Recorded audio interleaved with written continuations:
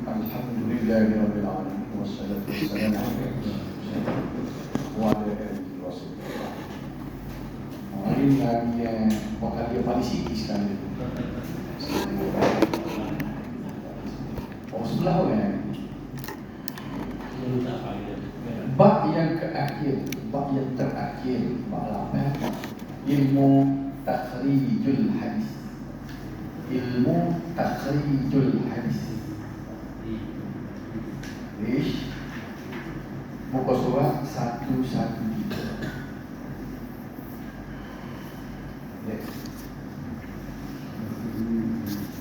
Definasi takhrij.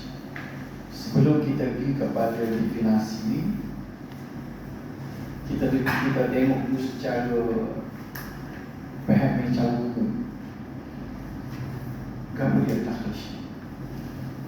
Bila kita jumpa satu-satu hadis, kita nak cek hadis tu mana-mana.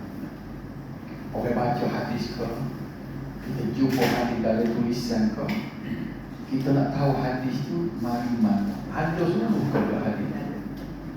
Lepas kita jumpa hadis tu, kita nak tengok pula martabat kategori dia, sahih ke, hasan ke, dhaif ke, ataupun maudhu'.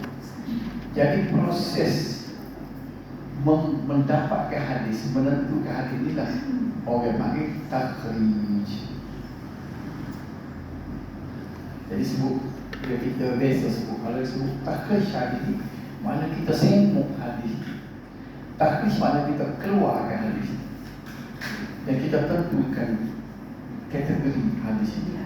Maka inilah orang panggil takhrij. Jadi ulama-ulama yang boleh dia menghukumkan sesuatu hadis, dia kata hadis ini dhaif, hadis ini maudhu', hadis ini sahih, hadis ini hasan, hasil daripada kerja takhrij, hasil daripada usaha takhrij. Jadi orang yang sensitif, dia tidak tahu metodologi ini, dia akan sensitif. Apabila kita kata hadis yang dia bawa itu hadis dhaif, dia tidak tahu dia orang nak boleh kata dhaif, ulama dia nak boleh kata dhaif ke maudhu'. Dia terpaksa melalui proses takhrij yang mungkin mudah, melalui beberapa peringkat yang akan kita tengok. Jadi hari ini bagi biar familiar di mulut kita ni, nak tengok hadis tu panggil takhrij. Takhrij. Jadi kalau lah kita kata dia mau tahu lagi mana hadis ni dhaif, kata saya telah takhrij. Ini adalah usaha takhrij. Dan ini ialah usaha ulama-ulama silam. Saya selalu sebut contohnya Imam Al-Iraqi. Dia telah mentakhrijkan, kita nak guna mana perkataan takhrij, dia mentakhrijkan hadis-hadis yang terdapat dalam kitab Ihya Ulumuddin karya Imam Al-Ghazali. Hasil daripada takhrij itulah dia mendapati bahawa 949 hadis yang tidak sahih, yang dalam Sahih Al-Bukhari, dalam kitab Ihya Ulumuddin, kalau tidak silap saya 4,940 hadis. Daripada 4,940 hadis, hasil daripada takhrij Imam Al-Iraqi, dia dapati bahawa 949 hadis yang tidak sahih. Bila sebut tidak sahih itu dhaif dan maudhu'.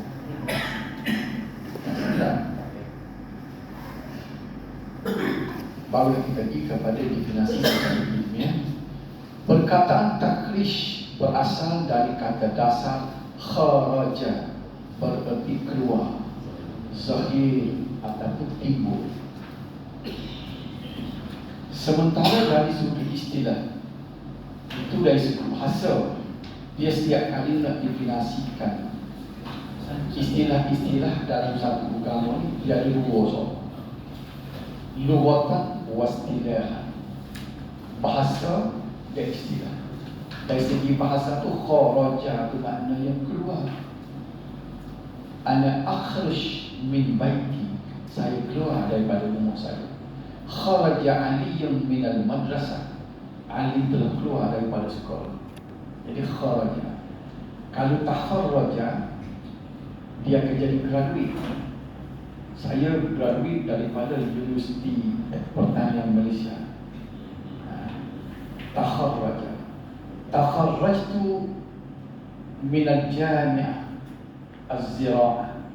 Saya graduate daripada Universiti Pertanian. Jami'atul Zira'ah di Malaysia. Universiti Pertanian Malaysia. Tak ada orang nama jadi universiti. Ini yang berlaku dua orang. Universiti tak ada, termasuk saya. Tak ada universiti. Sebab itu saya bisa ambil universiti Melayu. Pasal tak ada universiti. Baik. Jadi takharraja graduate keluar. Kharaja keluar. Akhraja mengeluarkan. Kalau kita ambil duit dari poket kita, kita kena kata akhraja.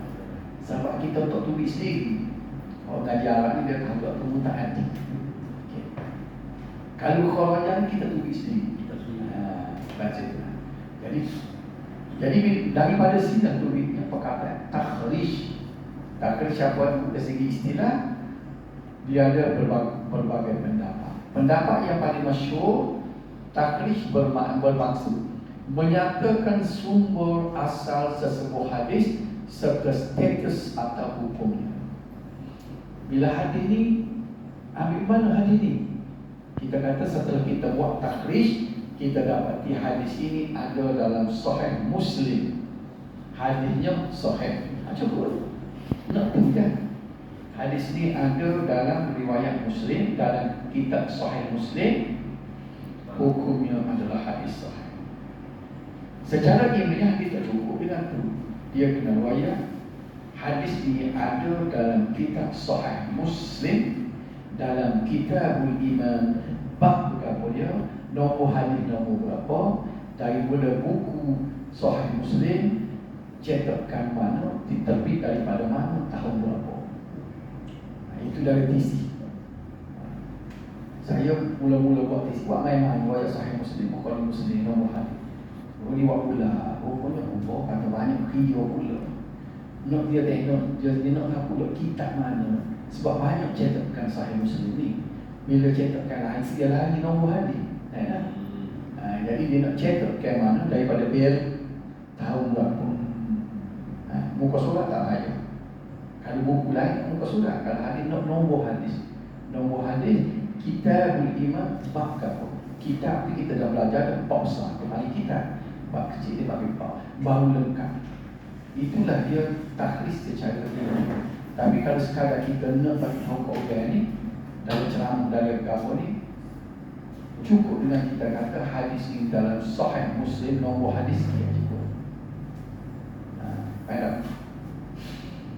Baik. Ini bermakna apabila dikatakan kharrajal Bukhari atau akhrajahul Bukhari, maknanya bermaksud hadis tersebut diriwayatkan oleh Al-Bukhari dalam kitabnya. Kharraja atau akhrajah telah dikeluarkan oleh Al-Bukhari hadis daripada kitab. Baik, bila sebut takhrij hadis, tidak boleh rujuk kepada kitab hadis sekunder. Hadis sekunder ni hadis yang ulama lain ambil hadis daripada kitab asal.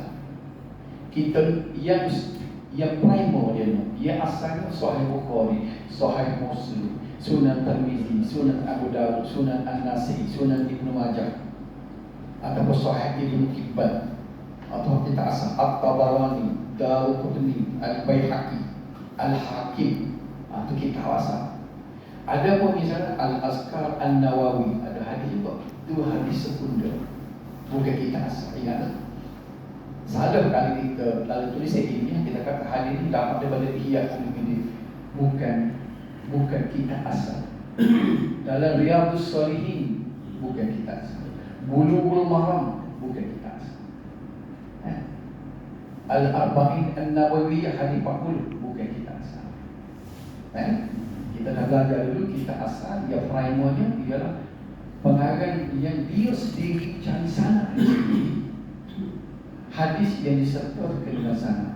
Kebanyakan kitab sekunder ni, kalau macam Bulughul Maram ni, dia tertulis sanad. Dia buat daripada An Abi Hurairah, lepas tu hadis ni daripada Sunan Tirmizi. Dia ambil kepalanya itu. Hotel pun tak ada. Inilah dia kitab hadis sekunder. Ini tidak betul dari segi kita takhrijkan. Faham tak? Metodologi ni lah.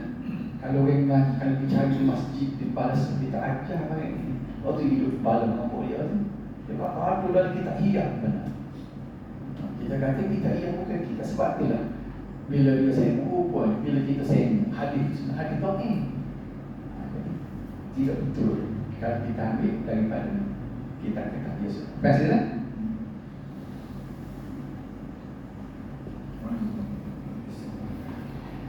Dalam kitabnya secara kemudian dalam kitab saya secara bersanad dan hukum hadis tersebut adalah sahih. Ulama hadis tidak membezakan antara dua perkataan takhrij dan ikhraj. Waktu dulu berlaku tu, cuma dia mari daripada wazan ataupun daripada akar kata yang berbeza. Takhrij mari daripada kharraja, ikhraj mari daripada akhraja. Dua-dua tu makna mengeluarkan. Kharraja, bagi orang yang tahu sikit sepanjang sarah nahwu tu, ialah kharraja yukharriju takhrij, akhraja yukhriju ikhraj. Okay? Kata-kata yang lain. Dengan membawa maksud yang sama, iaitu menisbahkan hadis kepada kitab tertentu atau menyatakan sumber dan hukum sesebuah hadis. Tak payah ni tajuk. Namun perkataan kharrajahu amat jarang sekali digunakan berbanding dengan akhrajahu. Jadi kalau kita tengok kepada kitab-kitab, bahasa atau perkataan yang sering digunakan akhrajahu. Akhrajahu maknanya telah mengeluarkan dia. Misalnya dia tulis akhrajahu an-Nasa'i fi sunanihi, telah mengeluarkan oleh An-Nasa'i dalam sunannya. Dia jangan guna kharrajahu at-Tirmizi, dia tak guna kharrajahu. Dari segi bahasa dua-dua boleh.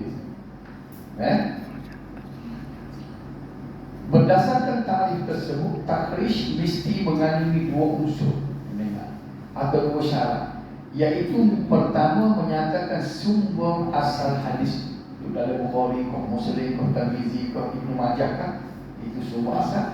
Dan syarat kedua menentukan status atau darjah hadis. Kalau hadis hasan, kena riwayat hasan. Kalau sahih, riwayat sahih. Tapi kalau kita sebut hadis di dalam Sahih Muslim dan Sahih Bukhari, tak payah riwayat hadis sahih. Orang tak tulis dah hadis sahih daripada Sahih Muslim. Orang tak tulis dah.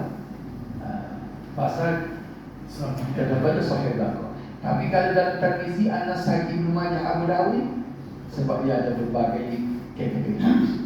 Kena riwayat di hasan ke sahih ke atau dhaif. Kan? Kita dah tajuk ni macam kita bahas soal pada ni, kita mengaji dah. Maksud sumber asal ialah mana-mana kitab hadis yang menyebut hadis dengan sanad penulis sendiri sehingga sampai kepada Rasulullah sallallahu alaihi wasallam. Dia ada sanad dia. Seperti Al-Kutubus Sittah. Sanad ni Imam, walaupun tidak kita hadis, siapa dia? Imam Syafi'i dalam kitab Al-Risalah dan Al-Dia kan, dia ada sanad sendiri. Sebabnya Al-Bukhari dia pada dia ada sanad dia. Cuma dia pasal tidak popular kita ada tu sebab tidak kita hadis dia capai. Bila dia explain hukum fiqh, dia kata ada hadis Nabi sallallahu alaihi wasallam. Dia bila sebut hadis Nabi, dia tidak royak hadis Bukhari ke apa sebab dia kata ni hadis dia boleh daripada orang yang ada sanad dia tu. Itu Imam Syafi'i. Sebab tu kalau kita tengok penulisan, dia ada kadang-kadang dia riwayat oleh Asy-Syafi'i. Asy-Syafi'i ada sanad di sini. Cuma dia tidak kita hadis, dia campur hadis. Dia tengok-tengok kurangnya itu dia bagi hadis. Tapi hadis dia bersanad. Maknanya metodologi bersanad Imam Syafi'i dah pelopori dah. Kita belajar dulu, ulama pertama yang berasal Imam Syafi'i.